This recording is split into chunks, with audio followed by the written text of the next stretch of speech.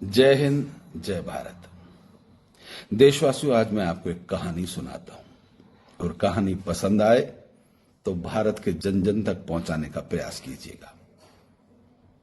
16 अगस्त 1968 हरियाणा के भिवानी शहर में एक मां के घर एक नवजात शिशु का जन्म होता है। नामकरण संस्कार के दिन ब्राह्मण उस बंदे की कुंडली लिख रहा होता है। अकस्मात ब्राह्मण के आंखों में आंसू बहना चालू हो जाते हैं। माता और पिता उस ब्राह्मण से पूछते हैं कि पंडित जी, दुखी आपके आंखों में आंसू, इस दुख का कारण बता सकते हैं? पंडित के आंखों से आंसू बह रहे थे और वो कुंडली लिखता चला जा रहा था। कुंडली लिखते समय उस ब्राह्मण ने अंतिम जब ओम हरि लिखा, उसके बाद दोनों हाथों से उस मां बाप की तरफ देखा और बताया कि माताजी, आपके घर में कलयुगी कालनेमी का जन्म हुआ है।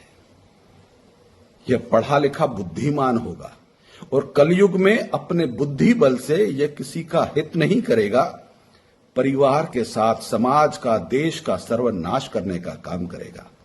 यह बड़ा चतुर होगा, यह चालाक होगा, ये जिसके साथ मित्रता करेगा उन सब लोगों को जेल पहुंचाने का काम करेगा। यह खुद कहीं नहीं फंसेगा, परंतु जनता को मूर्ख जरूर बनाएगा, परिवार को मूर्ख बनाएगा, देश की जनता को गुमराह करेगा। यह कालनेमी है। जिस प्रकार से सतयुग में कालनेमी ने हनुमान जी को छलने का काम किया था, कलयुगी कालनेमी पूरी दुनिया को छलने का काम करेगा। आपका यह बेटा जीवन में कभी सच नहीं बोलेगा। आपका बेटा अपनी ही औलाद की झूठी कस्में खाएगा, अपने ही परिवार की झूठी कस्में खाएगा। हर वह झूठ बोलेगा जो शर्मिंदगी भरा हो, चुल्लू भर पानी में डूब मरने वाला हो, परंतु इसे शर्म बिल्कुल नहीं आएगी। यह किसी न किसी राज्य का मुखिया जरूर बनेगा। हो सकता है मुखिया बनने के बाद यह देश के, जनता के और अपने ही साथियों को छलने का काम करे। यह जिस राजनीतिक दल का मुखिया बनेगा, उसके पोस्टर पर हर 2-3 साल में चेहरे बदल जाएंगे, क्योंकि यह जिसे ईमानदारी का सर्टिफिकेट देगा वह भी झूठा होगा। यह आपका बच्चा आपके परिवार के साथ इस देश के लिए घातक सिद्ध होगा। इसलिए माताजी, मेरी आंखों में आंसू आ गए थे। यह देश, यह समाज और यह संस्कृति के लिए कलंक है। इस कलयुगी कालनेमी इसलिए कहा माताजी, प्रयास कीजिएगा कि परमात्मा से प्रार्थना कीजिएगा इसे सद्बुद्धि आए, परंतु इसे सद्बुद्धि कभी नहीं आएगी।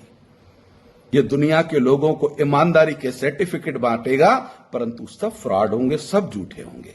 यह जिसे ईमानदारी का सर्टिफिकेट दे, मतलब मान लीजिएगा कि यह बेईमान नंबर 1 है, वह चोर नंबर 1 है, वह भ्रष्टाचारी है, उसे यह ईमानदारी का सर्टिफिकेट देगा। और जिसे यह ईमानदारी का सर्टिफिकेट दे, उस व्यक्ति को भी समझ लेना चाहिए कि उसके जेल जाने का समय आ गया है। यह अपने को जेल से बचाने के लिए कहीं हस्ताक्षर नहीं करेगा। यह जिस टीम का मुखिया बनेगा, वहां पर अपने समकालीन जितने भी साथी हो उनको जेल भेजने का काम करेगा, उनको फंसाने का काम करेगा। एक समय ऐसा आएगा कि भारत में सुशासन चलाने वाला एक ऋषि पुत्र, एक सात्विक संत भारत का सर्वोच्च पद पर बैठेगा, और जब वह न्याय उचित कार्रवाई प्रारंभ करेगा, तब यह आपका बेटा नीचता की हर पराकाष्ठा क्रॉस करेगा, गाली देगा, गलोच देगा, और गाली गलोच के चक्कर में यह अपनी हर सीमाएं लांघ जाएगा। उस दिन आपको शर्मिंदगी होगी कि कैसी औलाद को जन्म दे दिया।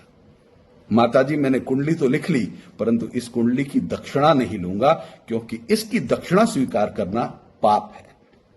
साथियों, ये कहानी हरियाणा से प्रारंभ हुई, आज भारत में धीरे धीरे फैलती चली जा रही है। आप कथा का, कहानी का शीर्षक समझ चुके हों। अगर आप भी सहमत हैं तो इस वीडियो को जन जन तक पहुंचाइएगा और कलयुगी कालनेमी से आप और हम किस प्रकार से सावधान रहें, सचेत रहें, क्योंकि यह जहां का मुखिया बनेगा वह जनता की मुंह पर कालिक पोतने लगेगा और जनता इतनी भ्रमजाल में इसके फंसी होगी कि यह जनता का मुंह काला कर रहा होगा और वहां की जनता को समझ में नहीं आएगा। कहानी का शीर्षक पसंद आया हो, कहानी को आप कई बार सुनिएगा और अपने साथी मित्रों तक पहुंचाने का प्रयास कीजिएगा। जय हिंद, जय भारत।